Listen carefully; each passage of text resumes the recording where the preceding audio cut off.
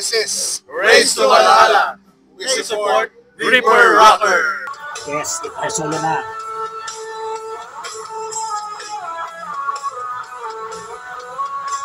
Solid ng guitar riffs. Wow! Yeah! Hello everyone, this is Kian from the Reaper Rocker. Welcome dito sa Tales from the Underground. On this episode, gagawa tayo ng reaction video ng Race to Valhalla. At recently, nirelease na nila ang kanilang bagong kanta na Varsity. At alamin natin ang tungkol sa kanta. So, if you're excited to watch this video, don't forget to subscribe to my channel and follow my social media accounts. Tara!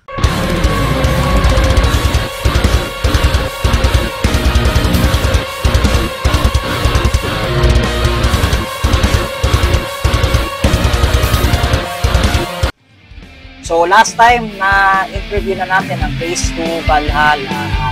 You can check out the previous vlog na ginawa natin para makilala natin sila.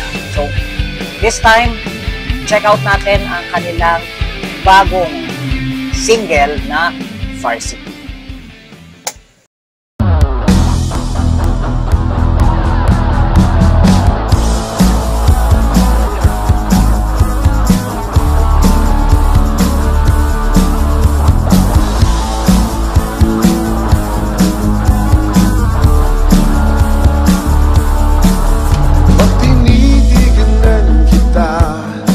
Lagi akong nakatanga pag lumalapit naman ako, ang dibdib ko'y gumagawa. Pag pinapanood kita, nanluluwa aking mga mata. Napasuya pa naman sa mga legs mo. Upo tayo, nandito na ako sa isip ko. Oh, ikaw ang aking pangarap sa isip ko. Oh, ikaw ang lagi kong hanap. Okay. So, yun, sa simula pa lang nung kanta,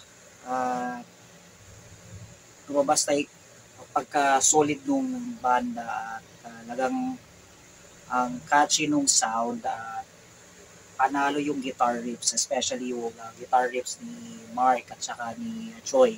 So, shoutout sa inyong dalawa, napakagaling ng atake nyo.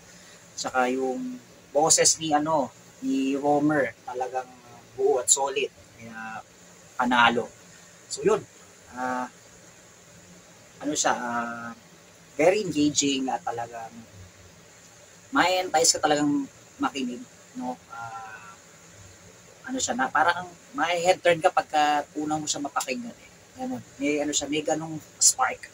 Kaya solid. Talagang hindi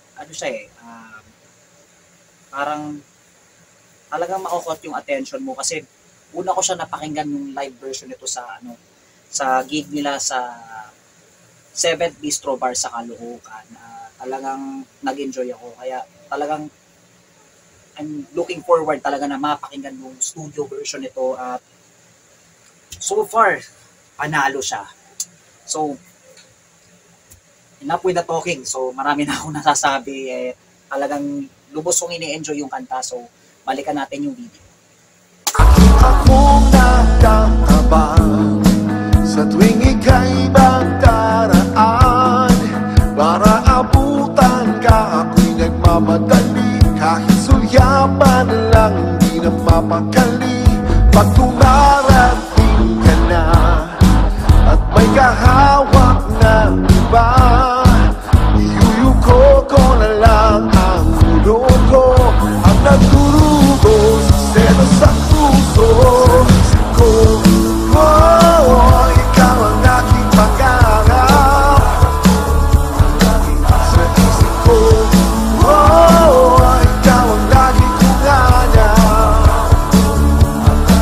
Sa isip ko,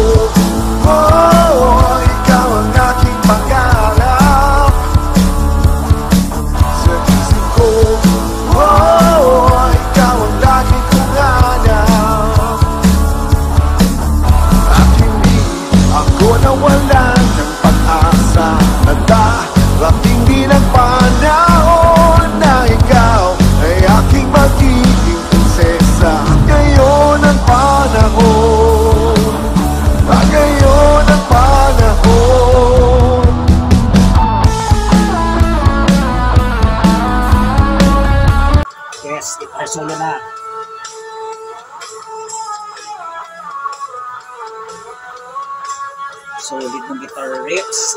Wow! Yeah!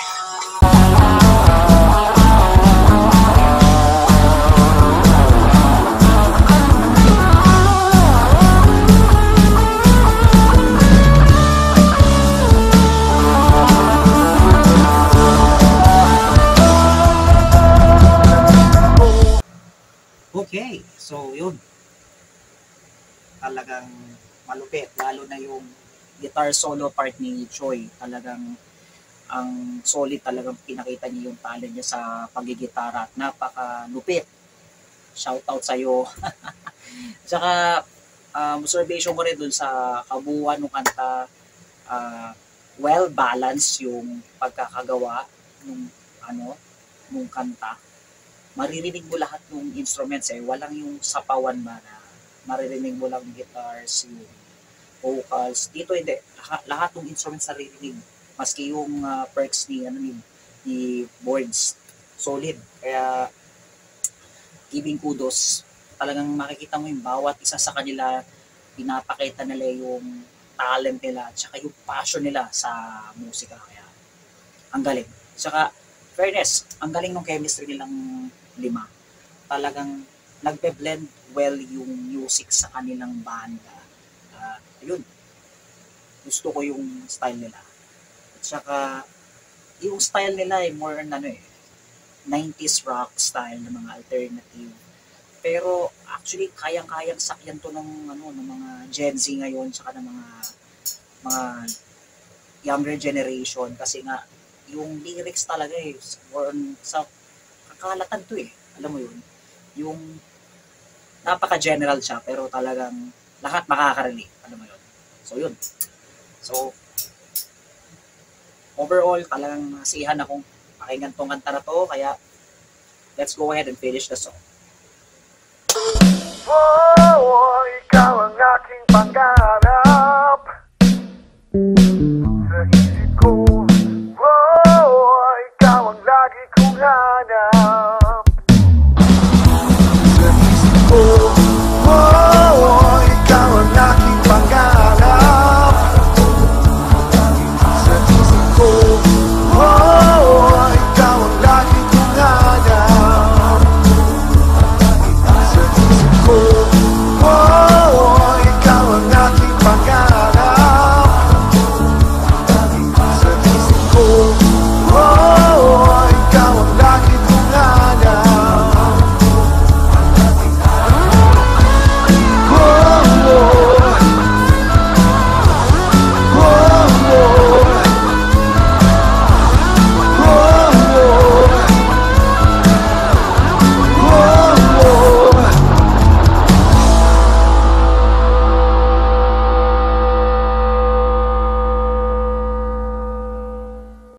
It's time for the feedback. And that was Race to Valhalla's Varsity. So, overall, sobra akong nasiyahan na pakinggan ng kanta na to dahil nafe-feel ko dun sa kanta yung kanilang passion at ang kanilang pagmamahal sa musika. Gusto ko rin yung pagkakaproduce ng kanta kasi maririnig mo lahat yung instruments. Ang ganda ng mixing, very balanced, kaya solid siya. At saka, in terms of the melodies, ang ganda ng complexity ng mga bawat instruments. Nandun yung angas, pero nandun din yung swabe na tugtugan. It's all mixed up and it is great. And gusto ko rin yung malamig na boses ni Romer, solid ang boses niya, kaya hands down sa'yo, Sir Romer. At doon naman sa guitar plays ni Choi at saka ni Mark, ang ganda ng blending, solid. Especially yung guitar solo part ni Choi, talagang nakaka-move siya talaga. Wow. At syempre yung drum plays ni Levi at yung perks ni Boardside, solid din. Nagbabalance yung bigat at saka yung lightness ng dalawang instruments, kaya solid siya. At bukod doon, ang lyric content itong kanta na to ay para sa lahat. Yung alam mo yon, makaka-relate lahat kasi nga tungkol sa pag-ibig at mas magandang i-target nga to sa mga Gen Zs na mahilig sa mga love story. Kaya I strongly suggest na pakinggan to ng mga younger generation at lubos nyo itong magugustuhan. Gusto ko rin yung atake nila kasi it's more on the 90s alternative rock tapos mix ng modern style, kaya solid talaga. So I'm hoping na makapag-release pa kayo ng mga kanta at makagawa kayo ng album at looking forward ako dyan. So sa mga nanonood, pakisuportahan natin ang Race to Valhalla. Ang kanilang socials ay nasa links in the description. At tunghayan din natin sila sa mga iba't ibang gigs. Let's check out the mosh spots that we could visit for the following days. Hello everyone, this is Kian from the Reaper Rocker. At I want to invite you to attend Musi Kapatiran's The Epic Comeback. At mangyayari po sa Gerson's Barbecue on March 8.